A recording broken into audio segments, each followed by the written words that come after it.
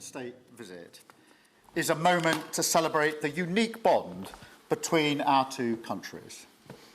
But today we've gone far beyond that. We've renewed the special relationship for a new era.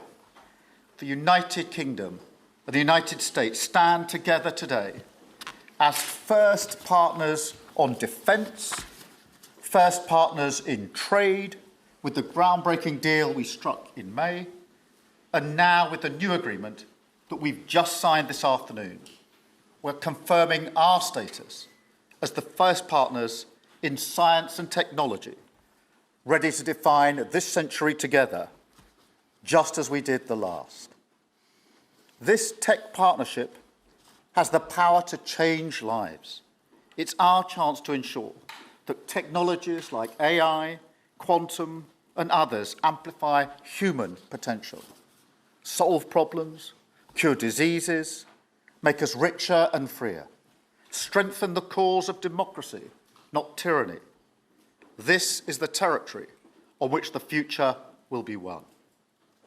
So this partnership today is a signal of our determination to win this race together and to ensure it brings real benefits in jobs, in growth, in lower bills, to put more hard-earned cash in people's pockets at the end of each month.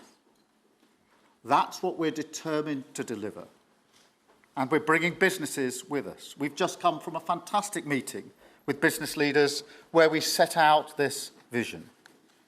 They have responded with new deals and investment, breaking every record that we have. £250 billion flowing both ways across the Atlantic. That is a record. Expected to create 15,000 jobs here in the United Kingdom. High-skilled jobs in cutting-edge sectors where people can build careers for the long term, changing lives in communities up and down our country. And look, while we shape this bond for a new era, the fundamentals have not changed. Security remains the cornerstone of this special relationship. We have the deepest, most advanced defence relationship in the world. Our warriors train together and they fight together. Our industries build together, everything from fast jets to the new AUKUS-class submarines. So now, as we drive up defence spending, we're going to sweep away the barriers to working together on new defence technologies so we can stay ahead of our adversaries. We're united in defence and security, yes, absolutely. But we're also united in the pursuit of peace. We are working together to end the humanitarian catastrophe in the Middle East, get the aid in, free the hostages, and ultimately bring Israel and the region back towards a comprehensive plan which can deliver peace and security for Israelis and Palestinians alike. We're also working together to end the killing in Ukraine. In recent days, Putin has shown his true face, mounting the biggest attacks since the invasion began, with yet more bloodshed, yet more innocents killed, and unprecedented violations of NATO airspace. These are not the actions of someone who wants peace. So we've discussed today how we can build our defences further, support Ukraine, and decisively increase the pressure on Putin to get him to agree a peace deal that will last. And President Trump, you have led the way here, and we will continue to stand and work together for security and for peace. Mr. President, next year we'll celebrate the 250th anniversary of the United States. We've come on a long journey together since 1776. But it's no exaggeration to say that the partnership our two nations have built has shaped the world from the beaches of Normandy to the founding of NATO, to the creation of technologies that have revolutionised our lives. Time and time again, It is British and American men and women side by side, changing the path of history and turning it towards our values, towards freedom, democracy, and the rule of law. In Britain, we take huge pride in that. And let's be clear, this relationship is not just about history, it's about the future. It's about the benefits it delivers now and for decades to come, to make our people safer and better off. We've shown today that we're delivering those benefits, improving people's lives.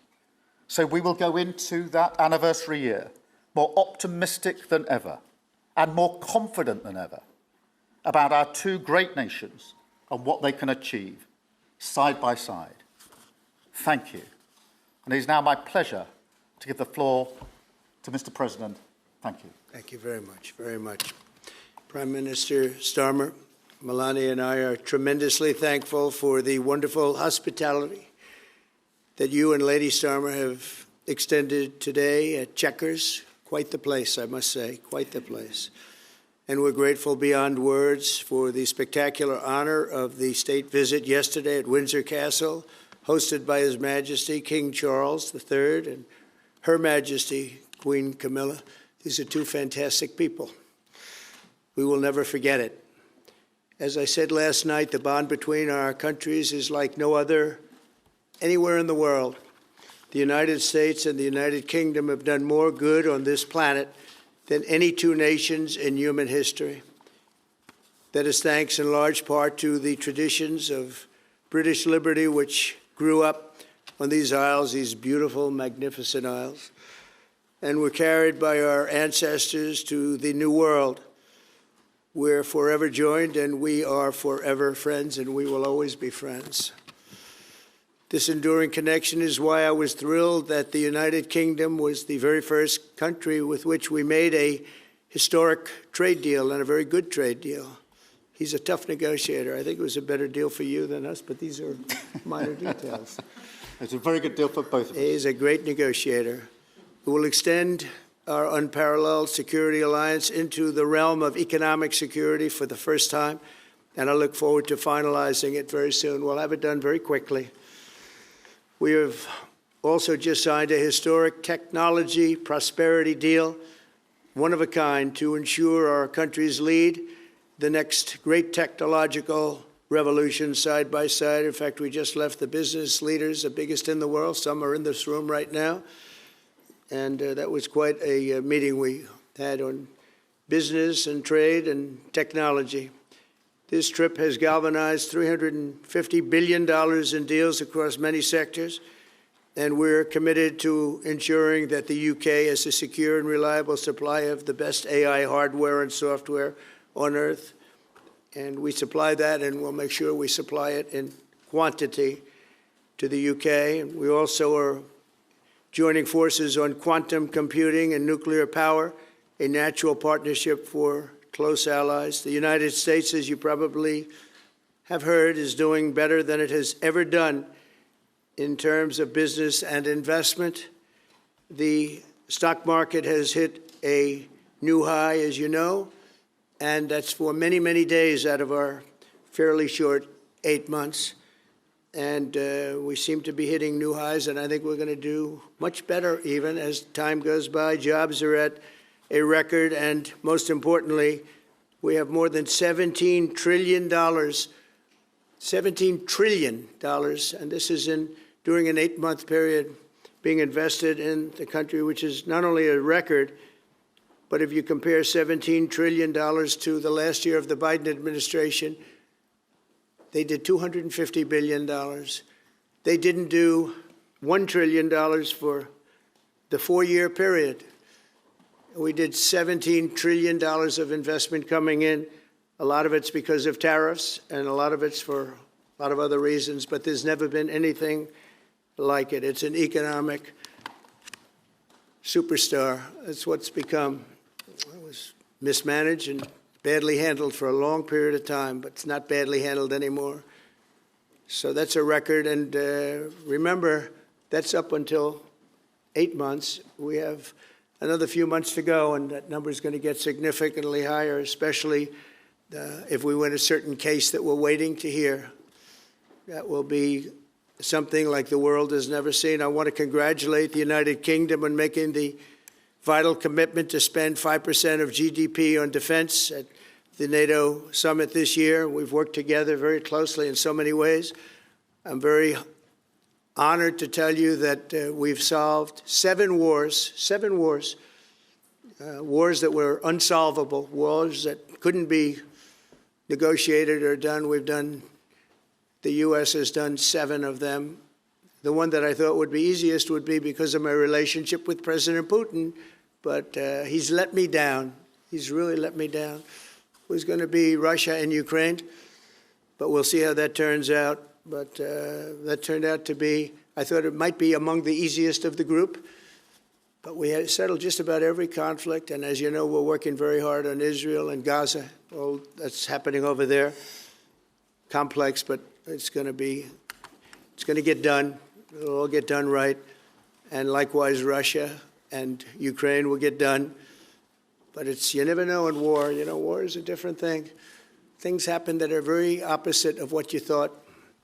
You thought you were going to have an easy time or a hard time, and it turns out to be the reverse.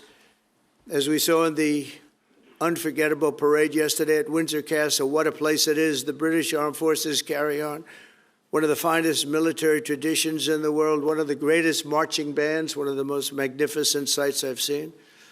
I know that our service members look forward, and we do look so forward to working even more closely with yours as you push toward that 5% goal. And I think, Mr. Prime Minister, you're just about there. You're going to be there very quickly, along with a lot of other great countries. I want to thank NATO and our wonderful head of NATO, who's really worked very hard, Mark, for the job they've done. As you know, NATO is at 2% GDP, and they didn't pay it. Now they're at 5%, then they pay it. And we appreciate that. And we're sending a lot of weapons to NATO. NATO is paying for those weapons in full. But we're sending them, and we're doing a great job at getting them what they need. And we appreciate the fact that they're taking care of it, because the United States is into that war for $350 billion. And just really very sad. Just got out of control. They didn't know what they were doing. But over the generations, British and American warriors have shed their blood side by side in defense of liberty and freedom. And that's why it's so imperative that the United States and the United Kingdom stand together for these fundamental rights and values of the English-speaking world. And we've always stood together, and we will continue to. Just last week, a great American, Charlie Kirk, was heinously assassinated for speaking his mind. He was a great young man, incredible future. Some people said he might be president someday. I told him, I said, Charlie, I think you have a good shot someday at being president. And he just wanted to take care of youth. He loved youth. I've never seen anybody relate to youth like Charlie, and they related to him, and they're devastated. But I appreciate the many British citizens who have offered their condolences. And again, Charlie was a great person. We'll be going out to a service on Sunday. I'll be leaving with some of the people in this room just to celebrate Charlie and all that he's done. So incredible. Never seen anything like it. But I hope that together our nations can lead a movement to defend the glorious traditions of freedom on both sides of the Atlantic. There could be no greater tribute to the immortal bonds of affection and loyalty that unite the British and the American people for all of time. We have a relationship like no other. It will always be that way. We will always be united. We'll always be together. And I just want to thank you, Mr. Prime Minister, for the great job I think you're doing. Thank you very much. Thank you. Thank you.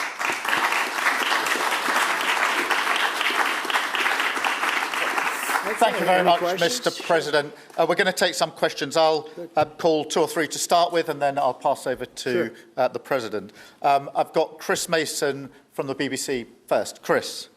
Thank you both. Chris Mason, BBC News. Mr. President, the UK is expected to recognise a Palestinian state in the coming days as the killing in Gaza continues. It often seems that you're the only person that Israel will listen to. What more can you say to them to tell them to stop? And why is the UK's position on a Palestinian state, in your view, wrong? And Prime Minister, what will the recognition of a Palestinian state actually achieve? Is it not just gesture politics to appease people in your own party? Thank you both. Well, Chris, let me just start with that, because we discussed this amongst other things. We had the best part of an hour, I think, upstairs earlier today, just one-to-one, going through a number of affairs, world affairs, in private. And we absolutely agree on the need for peace and a roadmap, because the situation in Gaza is intolerable. The hostages have been held for a very, very long time, and they must be freed.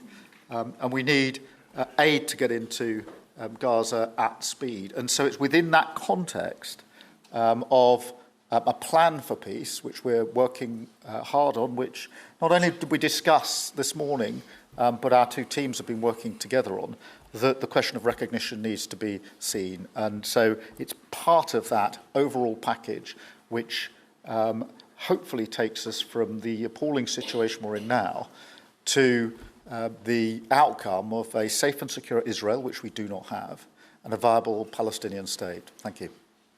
Well, simply, I want the hostages released now, right now, not 1, 2, we'll give you 3 more tomorrow, and, you know, like it's been, but we're the ones that got all the hostages released. We got many, many came to the Oval Office, and I've heard stories like I've never thought even possible. There was no humanity, no anything. I said to them, I said, was there any warmth shown during this stay? Like they offered you a little extra meal, they gave you a little smile, and they said, don't worry, you'll be okay. And every one of them said, not even a little bit. Amazing, you know, to think that during this stay, long stay in some cases. We had a man the other day, 451 days he was there. I always ask that question. And was there any warmth shown? Just a little word of, you know, encouragement. And the answer is every time, absolutely not. I'm shocked to hear it, because in the worst cases, there's always somebody that comes through. We have to remember October 7th, one of the worst, most violent days in the history of the world, not just there, the history of the world. And I got to see the tapes, and I wish I didn't see them, actually, but I got to see them. And I want an end. I want the hostages released, and I think it's going to be okay, but it has been a brutal period of time. But this has been going on for a long time. This is not something that's over the last year, 2 years, but this has been for decades and decades. But we want it to end. We have to have the hostages back immediately. That's what the people of Israel want. They want them back, and we want the fighting to stop, and it's going to stop. But a lot of bad things. You know, Hamas said that they're going to put the hostages up as bait. They're going to put the hostages in front of any attack. And that's pretty brutal. We haven't heard that one in a long time. So we have to remember that. So I have a disagreement with the Prime Minister on that score. Okay? One of our few disagreements, actually. Great. Can I take Jack?